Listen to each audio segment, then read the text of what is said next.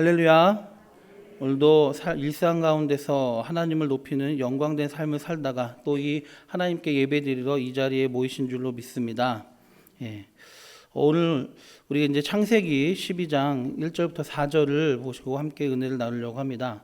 창세기 여러분 이제 처음 성경 통독을 시작할 때도 신약부터 하지 않는 이상 보통은 구약 창세기부터 시작을 하고, 그래서 많이 창세기 읽다가 족보가 나오고 또 이제 출애굽기 레위기 들어가면 또 재미없어져서 통독을 그쳤다가 다시 한번 시작해야겠다 해서 또 시작하는 부분 어디죠?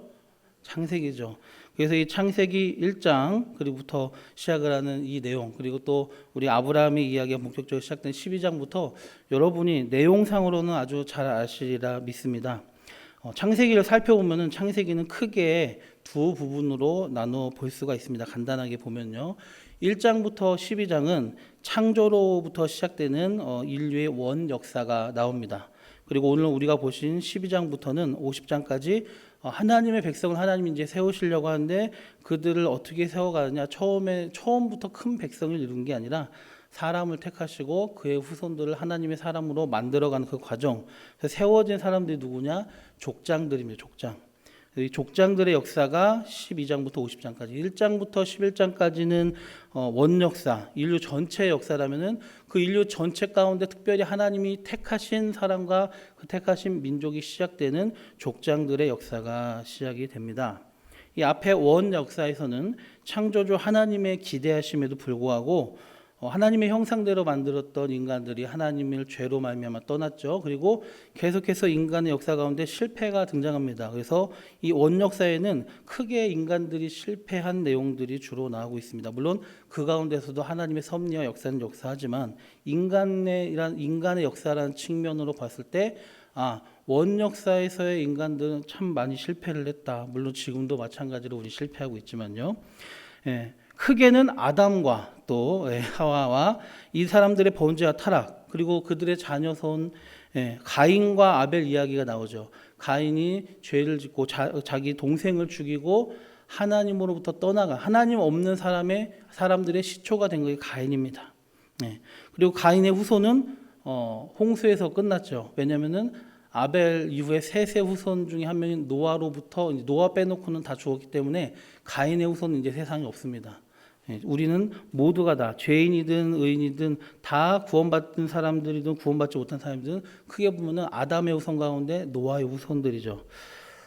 그래서 가인과 아벨 이야기, 또 가인의 후손과 셋의 후손 이야기, 또 그들이 하나님을 섬기는 셋의 후손들이 가인의 후손과 연합하여서, 그래서 성경 창세기 6장에 보면 어떤 일이 있습니까? 뭐라고 표현합니까?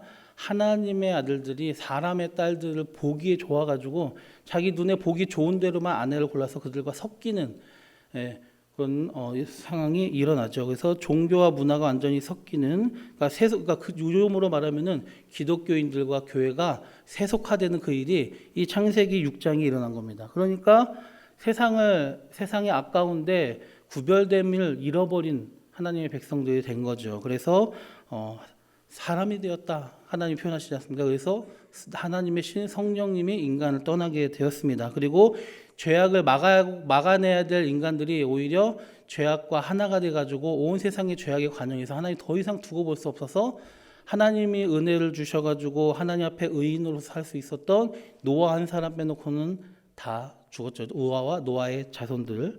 그래서 노아의 가족 8명 빼놓고는 모두 하나님의 홍수 심판으로 인해서 멸망당했습니다. 아담 때도 그렇고 이 노아 때도 그렇고 인간이 크게 하나님 앞에 실패한 내용이 나오고 있습니다. 또 어떻게 실패했습니까? 노아가 이제 구원받은 다음에 셈과 함과 야벳이 이제 크게 민족들을 일으켜가지고 막 인구가 늘어나지만은 그들이 흩어지지 않고 모이려고, 하나님은 온 땅이 흩어지라고 했는데 하나님의 그 창조의 명령과 상관없이 모여서 우리 흩어지지 않겠다. 그 다음에 하늘 높이 우리의 이름을 널리 알리겠다면서 아주 높은 하나님 앞에 교만하고 하나님의 창조 질서, 이 두 가지 죄악, 창조 질서를 어기는 이 두 가지 죄를 범해서 하나님이 그들의 언어를 흩으시고 뿔뿔이 흩어나게 하는 바벨탑 사건이 그때 생깁니다. 그래서 그때도 또 인간이 하나님 앞에 실패를 했습니다. 그러나 이런 범죄한 인간들의 실패의 역사 가운데도 하나님의 인류를 구원하시고 회복시키려고 하는 그 계획은 도도하게 창조 때로부터 아담의 타락 이후로부터 계속해서 인류 역사 가운데 흘러왔습니다. 셋을 택하시고 또 노아를 택하시고 노아 가운데 또 하나님은 어떻게 하십니까? 셈을 택하시고 셈의 가족 가운데 누구를 택하죠? 오늘 우리가 읽은 아브라함, 데라의 아들은 아브라함을 택하십니다. 사람을 택하심으로 하나님은 하나님의 그 구원의 역사를 이루어 가시는 거예요. 사람과 상관없이 하는 게 아니라 하나님의 구원 역사에 인간을 초청하셔가지고 사람을 통하여서 하나님의 구원의 역사를 이루어 가시려고 하나님의 그 개입하심이 인류 역사 가운데 드러나게 되는 것입니다. 그래서 아담, 또 노아, 그리고 셈, 그리고 아브라함에 이르기까지 11장까지의 긴 족보 이야기, 11장에 나오는 이 긴 족보 이야기가 끝난 후에 드디어 데라의 아들인 아브라함이 나오죠. 아브라함이 나오는데 하나님이 드디어 하나님의 백성을 세우시기 위해서 택하신 한 사람이 본격적으로 등장합니다. 오늘 본문에 나온 아브라함입니다. 셈의 후손 가운데 아브라함이 선택을 받은 것입니다. 크게 보면은 우리는 모든 구약성, 지금 우리는 이제 예수님을 통해서 하나님 백성이 됐지만은 구약 시대 하나님의 백성이라 칭할 수 있는 혈통적인 이스라엘 백성 유대인들은 아담의 후예 가운데서도 노아의 후손이고 노아의 후손 가운데서도 셈의 후손이고 셈의 후손 가운데서도 데라 족속에 속하는 아브라함의 후손, 아브라함. 그래서 예수 그리스도의 족보를 얘기하는 마태복음에도 뭐라고 합니까? 아브라함과 다윗의 자손. 아담부터 시작하지 않고 아브라함부터 시작했다. 아브라함이 이름이 바뀌기 전이기 때문에 본문에서는 아브라함이라고 칭하고 있지만 제가 편의상 헷갈리지 않도록 아브라함으로 부르도록 하겠습니다. 아브라함이라는 의미는 존귀한 아버지란 뜻이고요. 그리고 아브라함은 여러 민족, 그러니까 열국의 아버지라는 의미죠. 그러니까 하나님은 한 백성의 조상으로서만 이 아브라함을 세우겠다라는 것이 그 이름에 들어가는 게 아니라 한 백성의 아버지였던 이 아브라함을 모든 민족의 아버지로 세우려고 아브라함이라 이름을 바꿔주신 겁니다. 그러니까 모든 하나님의 백성들의 믿음의 조상에 걸맞는 이름으로 바꿔주신 거죠. 어쨌든 이렇게 하나님께서 아브라함을 부르시고 아브라함이 하나님의 부르심의 명령에 철저히 순종해서 가나안 땅으로 이주함으로 이스라엘 민족의 직계조상이며 세계 만민 중 믿음의 조상으로서 새로운 인생을 시작하게 되는 이 역사적인 사건이 기록된 게 바로 오늘 우리가 읽은 창세기 12장 1절에서 4절입니다. 이제 여기서부터 본격적으로 족장들의 역사가 시작이 됩니다. 오늘 본문 말씀 가운데 우리는 이 아브라함을 부르시는 그 부르심, 하나님의 초청이 그 당시에 하나님을 모르고 살았던 이 아브라함에게는 도대체 어떤 의미로 다가왔으며 그 부르심이 또한 그 당시만이 아니라 오늘을 살아가고 있는 우리에게 또한 요구하고 있는 것이 무엇인지를 한번 살펴보려고 합니다. 그리고 당연히 이에 앞서서 그럼 구약에 살았던 그 아브라함과 우리는 도대체 무슨 관계냐? 이 이야기, 이 말씀은 아브라함에게 하신 말씀인데 지금의 나랑은 무슨 상관이 있느냐? 이런 의문을 해결하고 본문 말씀이 단지 과거의 아브라함에게 일어났던 하나의 역사 이야기로 끝나지 않고 오늘날 지금 나에게 하시는 하나님의 말씀으로 받을 수 있기를 바랍니다. 한 명의 택하신 대표자로서 이 하나님의 백성의 본격적인 시조나 마찬가지인 아브라함과 우리의 입장이 완전히 똑같은 건 아니에요. 그래서 이 아브라함에게 하신 언약과 말씀과 이 역사의 또 신학의 내용이 우리에게 적용이 될 때 조심해야 될 점이 있습니다. 우리는 하나님의 부르심과 그 부르심이 우리에게 무엇을 요구하는지 살펴볼 때 우리 각자가 하나님의 또 다른 인류 계획을 위해서 또 다른 메시아의 조상으로서 하나님이 나를 부르신 건가? 이렇게 착각하셔는 안 돼요.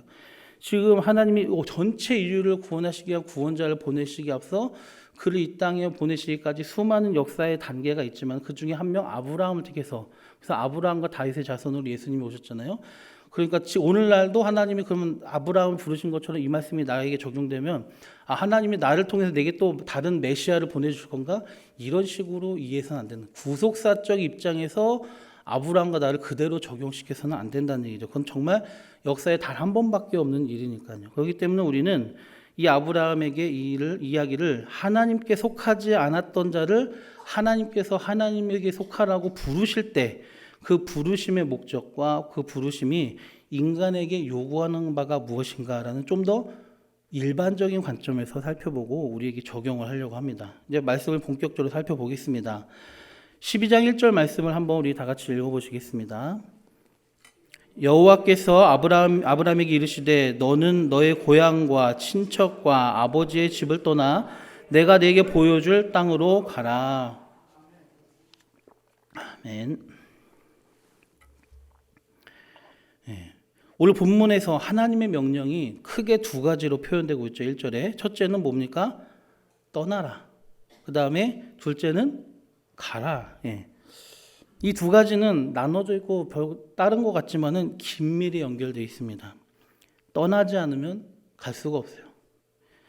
갈 곳이 없으면 떠날 수가 없죠. 떠나는 게 의미가 없어요. 갈 곳이 있기 때문에, 가야 될 곳이 있기 때문에 우리는 떠날 수 있고 또 떠나야 되는 것이죠. 그리고 떠났는데 미련이 남으면은 그게 떠난 게 아니라는 거 우리가 알아야 됩니다. 오늘 그거를 계속해서 마음에 두시고 오늘 본문을 보겠습니다.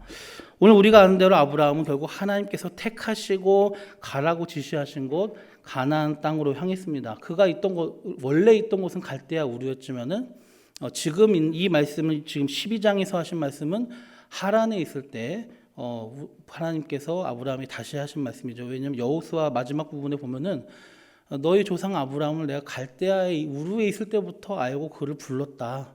근데 그럼 아브라함이 왜 바로 안 왔냐?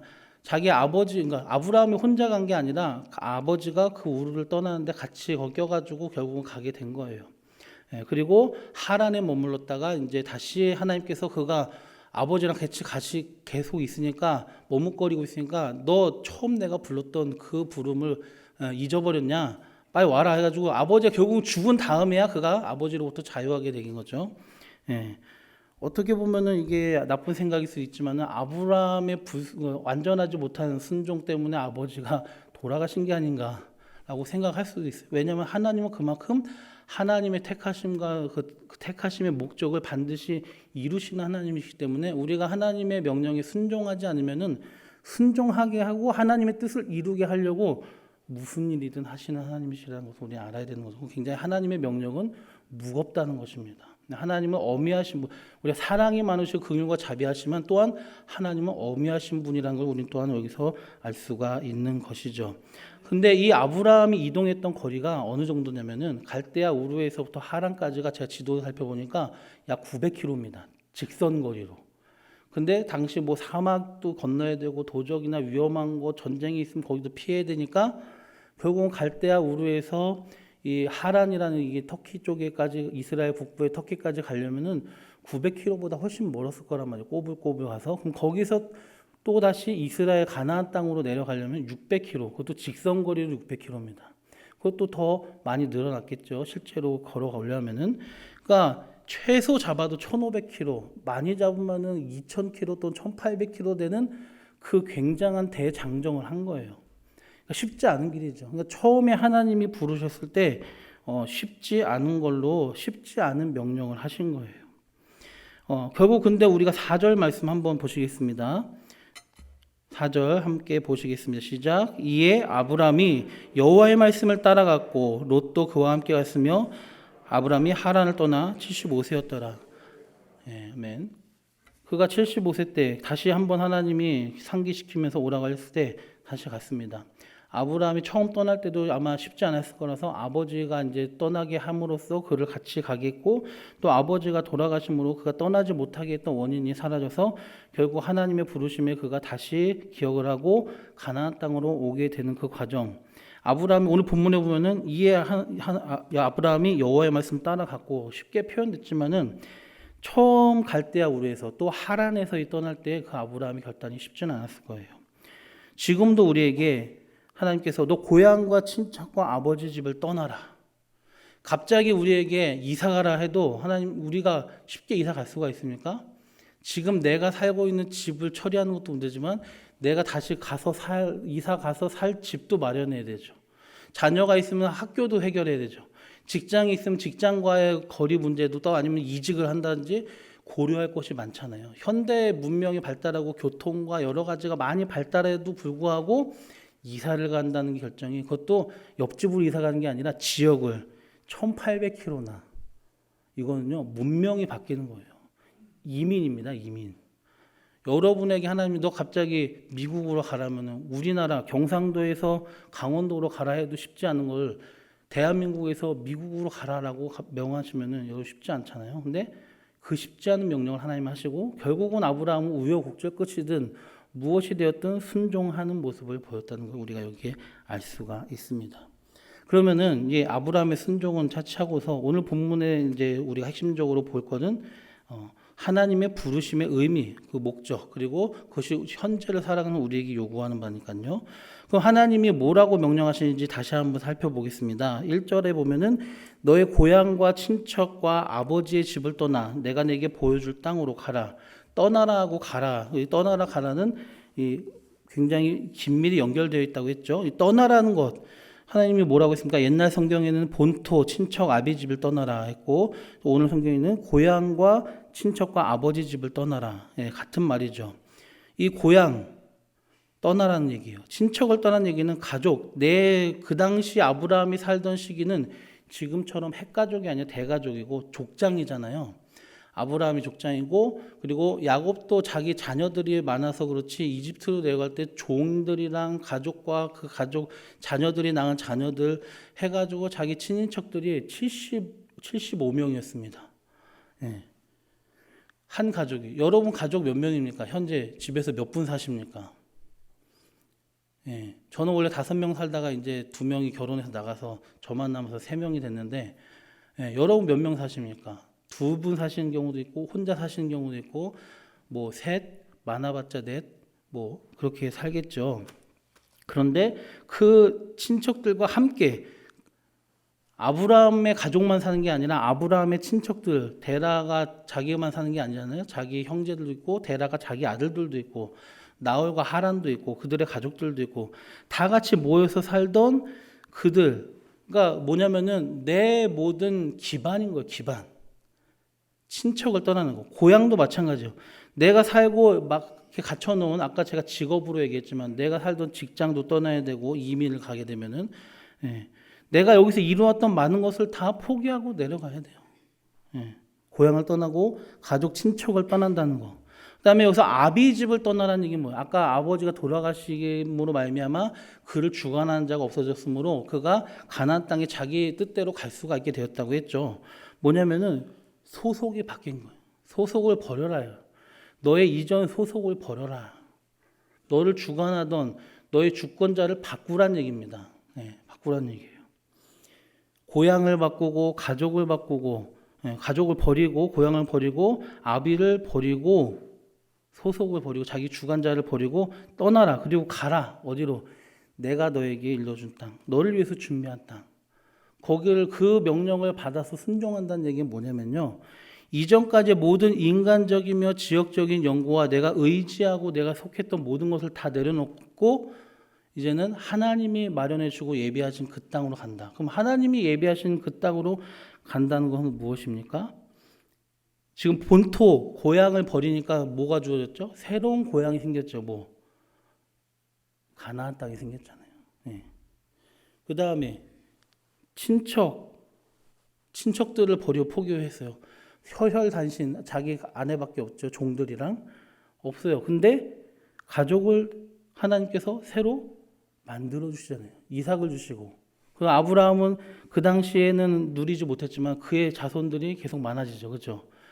이삭 한 명에서 2명이 나고 2명 가운데 야곱이 갑자기 내 부인 4명이 생겨가지고 3대 만에 자녀가 1명, 2명 낳다가 갑자기 12명, 그 딸까지 13명으로 확 불어납니다. 예. 그리고 그 자손들이 또 반이 자손을 낳고. 그래서 430년 만에 200만 명이 넘는 이스라엘 백성이 되잖아요. 예. 이들이 다 누굽니까? 하나님의 백성, 하나님의 가족이죠. 예. 너가 너의 땅을 떠나, 고향을 떠나라. 너의 기반과 너가 의지했던 곳을 떠나라. 그럼 내가 새로운 땅을 너에게 주겠다. 너가 너의 친척을 떠나라. 내가 너에게 새로운 가족의 범위로 들어오게 하고 너로 새로운 가족을 이루게 하겠다. 그거는 하나님 나라의 가족이다. 내가 너의 아버지를 떠나라고 했지 내가 너의 아버지가 되겠다. 내가 너를 주관하는 자가 되겠다. 내가 너를 보호하는 자가 되겠다. 이것입니다. 아비를 떠나라는 얘기가 그건 의미가 있고요. 친척을 떠나라는 게 그런 의미예요. 본토를 떠나라는, 고향을 떠나라는 게 그런. 결국은 이걸 요구한 건 뭐냐? 떠나라. 이거는 이전까지 하나님 말고도 하나님께 속하지 않았잖아. 하나님을 의지 안 했잖아. 하나님 몰랐잖아. 이제는 너는 나를 의지해라. 나를 믿어라. 내 안에 속하라. 예. 이전에 너가 관계를 갖고 있던 거를 내려놓고 나와 새로운 관계를 맺자. 예. 내가 너의 주인이 되고 내가 너의 아버지가 되고 내 안에서 너가 새로운 내 나라의 가족을 만들고 내가 너에게 줄 복된 땅을 너가 차지하게 될 것이다. 예. 큰 약속. 그냥 버리고 너 아무것도 안 줄 거야. 그냥 버려. 나만 쫓아. 이게 아니라 새로운 것들을 주시겠다 이거예요. 더 나은 것들을 주시겠다 이거예요. 더 풍성한 것들을 주시겠다. 근데 그 가장 중요한 건 뭡니까? 하나님과의 관계 안에서. 하나님과의 관계 안에서. 결국은 이것은 소속과 관계고 누구에게 속하고 누구와 무슨 관계를 가지냐의 문제인 거예요. 이전까지 내가 갖고 있었던 그거 말고 더 중요하고 더 근본적이고 원칙적인 그 관계, 그 소속을 내가 찾은. 내 예수님 믿기 전에 우리의 얘기로 돌아옵시다. 아브라함은 그렇다 치고 그러면은 우리는 어떻습니까? 예수님 믿기 전에 우리는 어떤 소속이었죠? 너희는 너희 아비 마귀에게서 났으니. 요한복음 8장에서 예수님을 믿는 지식으로 믿는 유대인들, 그 무리로서 예수님 따라다니는 이들에게 아브라함이라 자손하고 자기들은 종되고 노예되었던 적이 한 번도 없다고 거짓말하며 자존심을 부리는 그 유대인들에게 너희는 너희 아버지가 아브라함이 아니야, 하나님이 아니야, 너희는 마귀에게서 났어. 그는 처음부터 거짓말한다고 살인한 자야. 저는 거짓의 아비야. 너는 그 자녀로서 똑같이 죄를 짓고 죄의 종로로 타는 자다. 예. 철저하게 유대인들의 자존심을 무너뜨리죠. 그러면서 예수 그리스도 안에서 이제는 우리는 어떻게 됩니까? 죄의 종되었고 사단의 종되었던 것이 새롭게 변화되는. 그래서 예수님이 요한복음 8장 32절 33절에 보면은 너희가 내 안에 거하고 내 말이 너희 안에 거하면 너희가 내 참 제자가 되고 진리를 알지니 진리가 너희를 자유케 하리라 하고 그 다음에 나온 내용이 누구든지 죄를 지면 죄의 종이라고 했어요.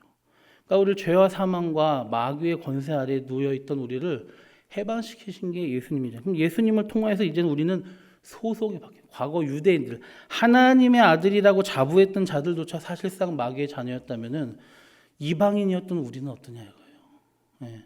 우리도 마찬가지로 태어나면서부터 하나님께 소속된 자로 나온 게 아니라 태어나면서부터 우리는 원하지 않던 마귀에게 속했고 죄에 속한 자들이었고 우리의 운명은 천국이 아니라 지옥으로 가게 되는 운명으로 원래 태어났는데 하나님이 불쌍히 여기시고 주님이 우리에게 주신 그 십자가 보혈의 은혜를 우리가 힘입어서 하나님의 자녀가 된 거죠. 아브라함처럼 우리에게도 누군가를 통해서 하나님 우리에게 전도되게 하시고 교회 오게 하시고 복음을 듣게 하시고 예수를 믿게 하심으로 예수님을 믿는 믿음 안에서 우리가 하나님을 아버지로 모셔야 되고요. 그리고 우리 교회 공동체가 모두가 하나님 안에서 가족이 되었죠. 예. 또 우리에게는 새로운 땅, 가나안, 천국을 우리에게 약속해 주셨습니다. 그리고 우리가 사는 이 삶에서 하나님의 통치를 받을 때에 우리의 삶의 영역이 또한 우리가 찬송하는 438장 내용처럼 그어지나 하늘나라. 우리 이 땅에서도 천국을 누리며 살 수 있게 된 것입니다. 그것이 바로 하나님께서 약속한 새로운 고향과 새로운 가족과 새로운 아버지. 하나님은 우리가 그런 관계를 새롭게 가지시기 위해서 우리를 부르셨다 이거죠. 그러면은 우리가 이제 해야 될 일이 무엇이냐? 이것이 우리에게 요구하는 바가 뭐냐? 하나님이 새롭게 우리를 부르셨는데 그것이 우리에게 요구하는 바가 무엇이냐? 먼저 우리가 깨달을 것은 우리가 이전의 관계에서 눌렸던 것은 진정한 행복이 아니라 이거죠. 진정한 복이 아니라 이거죠. 오늘 아브라함이 뭐라고 말합니까? 아브라함도 나름대로 큰 무리를 이루었고요. 나름대로 재산이 있던 사람이었습니다. 예, 그의 아버지도 재산이 있던 사람이고, 그런데 그곳에서 이제 떠나서 이제 온 거잖아요. 근데 그가 뭐 출세하려고 옮긴 게 아니에요. 원래 올 생각도 없었는데 하나님의 부르심이 따라서 온 거잖아요. 그가 그런데 누렸던 것은 갈대아 우르와 하란에서 누렸던 것은 세상적으로 봤을 땐 복일 수도 있고 행복일 수 있지만은 하나님이 보시기에는 그거 아니에요. 그거는 복이 아니다 이거죠. 그래서 아브라함을 왜 부르셨냐? 복을 주시려고 복을 주시려고 불렀다는 걸 우리가 알 수가 있습니다. 2절 한번 다 같이 읽어보겠습니다. 내가 너로 큰 민족을 이루고 내게 복을 주어 내 이름을 창대하게 하리니 너는 복이 될지라. 예, 새로운 가족으로서 큰 민족을 이루게 하시고 그 다음에 복을 주어서 내 이름을 창대. 지금도 우리가 아브라함 하면 믿음의 조상 하지 않습니까? 또 아브라함에게서 육신적으로 예수님이 그 혈통 가운데 태어나셨고요. 이게 이름을 창대하기니 너는 복이 될지라. 축복의 통로 또 복의 시작으로서 아브라함을 부르신 거예요. 마찬가지로 모든 믿지 않는 자들이 복에 속하지 않고 복을 누리지 못하고 저주에 빠져서 결국은 멸망당할 운명에 있는 우리들을 하나님이 구하신 이유는 다른 게 아니고 우리 잘되게 하기 위해서, 우리 사랑하시기 때문에 우리 복 주시기 위해서. 진정하고 영원한 복이 천국뿐만이 아니라 이 땅에서도, 천국 가기 이전에 이 땅의 삶에서도 하나님과의 진정한 관계 안에서, 그 새로운 관계 안에서 하나님으로부터만 누릴 수 있는 그 복을 우리에게 주시겠다. 그래서 우리를 부르셨다는 얘기죠. 하나님은 우리를 망하게 하기 위해서 부르신 게 아닙니다. 우리를 괴롭히시려고, 우리를 노예처럼 부리시려고 우리를 부르신 게, 하나님 전능하신 하나님이 굳이 우리 부족한 우리를 노예로 부리실 이유가 있나요? 말씀으로만으로 창조를 하신 분이, 하나님은 우리를 사랑하시고 우리 함께 있게 하시고 우리가 복을 받고 행복, 진정한 행복을 하나님과의 관계 안에서 이 땅에서도 또 미래의 천국에서도 누리게 하시려고 우리를 부르셨다는 걸 기억하시길 바랍니다. 믿으시길 바랍니다. 그리고 삶에서 그것을 믿고 의지하며 누렸으면 좋겠습니다. 예. 우리가 모든 신앙생활의 어려움 가운데 무너지지 않을 수 있는 가장 큰 이유는, 하나님이 나에게 이런 선하신 뜻을 가지고 계시구나. 근데 그 하나님의 뜻은 절대 변하지 않는구나. 우리는 확신하고 믿고 넘어져도 일어날 수 있고 지금이 끝이 아니다. 지금이 끝이 또 이 땅에서 누리는 게 진짜가 아니다. 전부가 아니다. 하나님과 단절된 이 세상 사람들은요, 잘 돼도 그건 복이 아니에요. 행복이 아닙니다. 왜냐? 하나님과 관계가 없기 때문이거든요. 이 땅에서 끝나는 겁니다. 또 이 땅에서 누리는 것도 하나님이 허락하신 것도 아니기 때문에 그냥 자기들이 놀고 먹고 또 자기들이 누리기 위해서 하나님과 상관없이 벌고 하나님과 상관없이 누리는 것입니다. 그렇기 때문에 진정한 복이 아니고 진정한 행복이 없어요. 그 가운데 그들은 하나님이 없기 때문이죠. 그러나 하나님 자체가 우리에게 복이 되시고 그 하나님과 관계가 우리에게 복이기 때문에 우리는 세상의 기준으로 보였을 때 복과 행복이 아니라 진정한 복과 행복을 하나님의 관계 안에서 누릴 수 있다는 걸 깨달으셔야 됩니다. 그리고 내 지갑이 비어 있어도 우리는 행복할 수가 있는 거예요. 물론 불편은 하겠죠. 불편과 행복을 우리가 세상 사람들처럼 같이 생각하면 안 돼요. 너가 돈이 많아도 행복하지 않다고? 돈이 부족하기 때문이다. 이게 세상이 하는 말이에요. 돈으로 못하는 것도 있다고? 돈이 부족하기 때문이다. 다 돈이에요, 돈. 예. 유튜브나 인터넷에 돌아다니는 요즘 사람들이 하는 그 우스갯소리가 바로 겁니다. 다 돈이다. 예. 근데 우리는 그런 세상의 사고방식과 싸워나가고 그런 세상의 사고방식과 싸워서 이겨야 되는 거예요. 그것이 내게 진리가 되면 안 되고요. 그것은 내게 거짓이 되고 오히려 아니다. 하나님과의 진정한 관계가 복이다. 하나님 그분 자체가 내게 복이 있는 것이다. 예. 그것을 우리가 깨달았으면 좋겠습니다. 그 기준 아래서 우리가 해야 될 일은 뭐겠습니까? 그 하나님과의 관계를 계속해서 친밀하게 유지해 나가는 거죠. 우리를 부르셨는데 우리에게 요구하신 게 뭐라고 했어요? 새로운 관계로잖아요. 그럼 이전 관계를 의지하지 말라는 얘기라고 아까 제가 말씀드렸죠. 예. 내가 의존하고 내가 복으로 누렸던 것이 이제 복이 아닌 것을 깨닫고 하나님을 추구하라. 하나님을 추구하라. 아브라함이 돈 보고 떠난 게 아니라고 하지 않았습니까? 아브라함이 명예를 보고 떠난 게 아니에요. 하나님의 말씀을 듣고 말씀만 듣고 여러분이 이민 가실 수가 있습니까? 근데 아브라함은 그걸 했어요. 물론 아브라함은 나중에 보시면 알겠지만 애굽으로 내려가고 아내를 팔아먹는 듯한 그런 신이 없는 행동을 하고 또 하나님의 약속을 믿지 못하여서 처벌드리고 하는 실수를 하지만 그러나 그럼에도 그는 믿음의 사람이었다는 거. 완벽하지 못했어도 처음에 보여줬던 그 믿음대로 그는 계속해서 넘어져도 일어나고 하나님을 계속 의지하고 경험하면서 하나님을 체험해서 마지막 창세기 22장에서 그 위대한 믿음을 보여주었던 그 모리아 산에서의 그 순종의 모습을 보여주는 데까지 그가 장성하는 그 과정에 있는데 그 시작은 믿음으로 시작했다는 거예요. 오늘 보잘것없고 별건 아닌 것 같고 아버지가 죽음으로써 겨우 순종할 수 있었던 작은 믿음이지만 그걸 통해서 그는 어찌되었든 그 작은 믿음을 통해서도 하나님과의 새로운 관계에 순종해서 그 관계에 들어가고 복된 사람, 복의 근원, 축복의 통로로서 믿음의 조상으로서 우리에게 기억되는 사람이 되고 성경에 기록된 것입니다. 마찬가지로 아브라함이 그랬던 것처럼 그래도 우리도 우리의 삶 가운데 하나님을 누리고 하나님을 경험할 수가 있어야 됩니다. 아브라함은 제가 말씀드렸지만 12장부터 22장까지 그가 실수하는 와중에도 계속 하나님을 경험하고 하나님을 누리고 이동하는 곳마다 하나님께 제단을 쌓고 하나님께 예배드리며 하나님을 기억하며 하나님을 속한 사람 그리고 하나님을 의존한 사람답게 살아가고 있었다는 것을 우리는 배워야 됩니다. 그래서 우리도 우리가 하나님과의 그 관계를 추구해야 돼요. 그러려면 어떻게 되냐? 하나님 말고 의지하던 것 대신에 하나님만을 의지하라. 하나님 말고가 아니라 하나님만을 의지하는 사람이 되어야 되는 거예요. 아브라함뿐만이 아니라 아브라함의 자손들도 역사 속에서 하나님의 약속하신 땅과 자손과 하나님과의 관계의 목을 받았죠. 그러나 그들은 나중에 스스로 하나님 말고 다른 것에 눈 돌려서 심판의 대상이 됐지 않습니까? 우리가 계속해서 읽고 있는 지금 새벽마다 묵상하는 이사야의 내용 그거 경고하고 심판하겠다 하시는 거 아니겠습니까? 그들은 그 예언의 심판대로 결국은 돌이키지 않아서 하나님의 심판의 대상이 됐어요. 하나님의 백성이 하나님 아브라함으로부터 시작된 그 축복의 관계에 들어갔던 이스라엘 백성이 그렇게 됐는데 그래서 사도 바울도 경고하지 않습니까? 원 가지도 아끼지 않으셨는데 접붙임 받은 너희랴. 하나님의 기준은 똑같다 이거죠.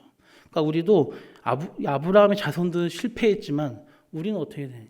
우리는 그 하나님과의 그 관계에 실패하면 안 된다 이거죠. 본토 친척 아비 집을 완전히 떠납시다. 세상에 미련을 두지 맙시다. 소돔 멸망해가는 그 망한 성 소돔을 돌아봤던 롯의 아내가 어떻게 됐다고요? 소금기둥이 됐잖아요. 미련을 가지는 사람, 뒤로 물러가는 사람. 제가 연초에도 설교했지만은 히브리서 10장 마지막 부분에 보면은 뒤로 물러가는 자 내가 기뻐하지 않는다. 믿음을 가지고 앞으로 나아가는 자가 믿음으로 인해 구원을 얻고 하나님이 주신 상급을 받는다고 분명히 기록이 되어 있습니다. 하나님과의 관계를 우리가 더욱 추구합시다. 눈에 보이는 것에 의존하지 맙시다. 그것이 이 하나님의 새로운 초청, 새로운 관계로의 초청. 이미 우리가 초청받고 살고 있지만은 계속해서 등 돌아보고 뒤돌아보고 하나님이 아니라 다른 것을 다시 떠났던 고향으로 다시 돌아가려고 하는 우리의 모습. 마치 애굽으로 돌아가자 했던 이스라엘 백성처럼 혹시 우리가 그러고 살고 있지는 않은가 우리를 반성해 보면서 계속해서 천국을 향해 앞으로 나가면서 하나님과의 그 복된 관계를 누리면서 승리한 저와 여러분 되었으면 좋겠습니다. 두 번째 이 말씀이 우리 하나님의 그 초청이 우리에게 요구하는 바가 뭐냐? 우리가 있는 그곳에서 축복의 통로 역할을 감당해야 된다는 것입니다. 오늘 2절, 3절 보시겠습니다. 내가 너로 큰 민족을 이루고 내게 복을 주어 내 이름을 창대하게 하리니 너는 복이 될지라 너를 축복한 자에게는 내가 복을 내리고 너를 저주한 자에게는 내가 저주하리니 땅의 모든 족속이 너로 말미암아 복을 얻을 것이라 하신지라. 따라해 보겠습니다. 땅의 모든 족속이 너로 말미암아 복을 얻을 것이라.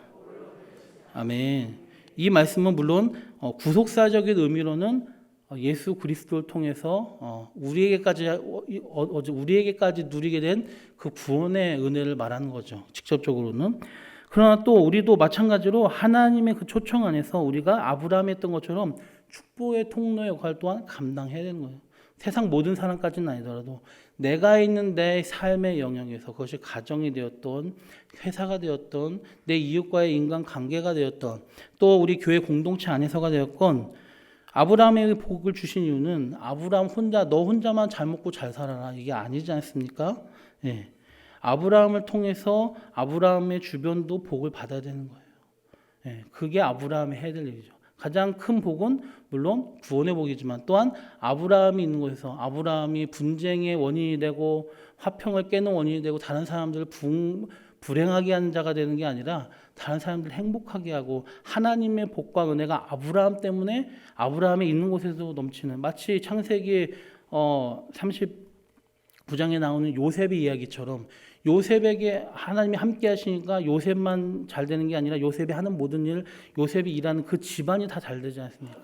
하나님이 내게 복을 주셔서 내가 일하는 내 직장이 잘 되고, 내가 사장이 아니더라도, 내가 말단 직원이라도 하나님이 나와 함께 하시기 때문에 내가 일하는 그 부서가 잘 되고 행복하고, 내 부서가 잘 됨으로 말미암아 내 회사도 잘 되는, 내가 뭐 월급쟁이지만은 내 회사가 아니지만은 그것이 내가 축복의 통로의 역할을 감당하는 사람.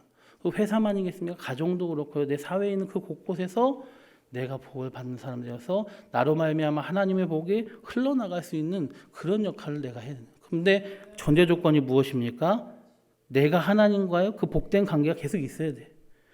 하나님과 서먹서먹한 관계, 오히려 하나님께 범죄해가지고 하나님이 나를 이놈하려고 하고 있는 그 순간에 내가 직장에서 일을 하고 있다. 그러면은 나 때문에 다른 사람이 손해볼 수가 있겠죠. 요나가 어떻게 했습니까? 하나님의 뜻에 반대로 너 가서 니느웨에 가서 복음을 전해라, 회개하게 하라. 근데 어떻게 합니까? 반대 방향으로 왔죠. 저 땅끝이라 여기는 스페인으로 가려고 배 타고 가려고 요빠에 항구에 갔는데 마침 그 멀고 뭐 스페인에 가는 배가 있네. 이게 하나님의 뜻일까요? 마귀가 준비한 거겠죠. 더 하나님을 멀리 떠나라.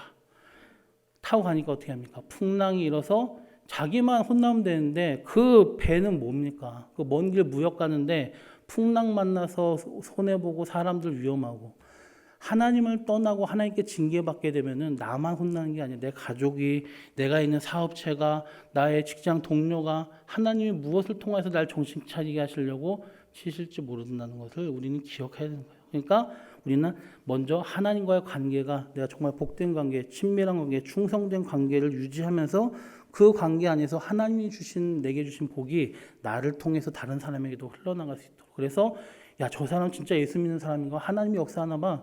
제가 손대는 일이 다 잘 되네. 쟤랑 있으니까 살맛이 나네.